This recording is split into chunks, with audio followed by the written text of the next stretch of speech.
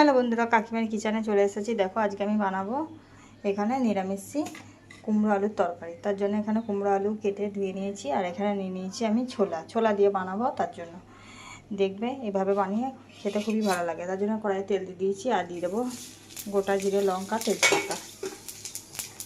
এবার আমি এখানে ভিজিয়ে রাখা ছোলাগুলো কড়াইয়ে দিয়ে দেবো।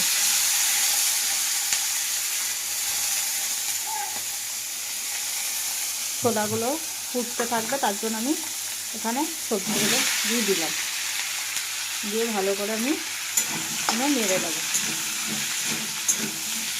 আর এখানে অ্যাড করে দেবো আমি পরিমাণ মতো লবণ, আর দিয়ে দেবো 1 চামচ হলুদ।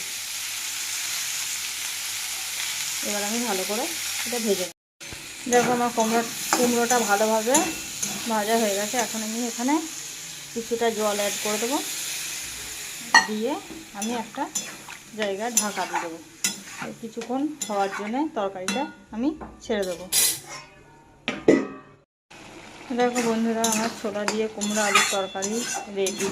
এইভাবে বানিয়ে তোমরা খেয়ে দেখো, খুবই ভালো লাগবে। লুচি বা পরোটা বা মুড়ি দিয়েও খেতে ভালো লাগবে।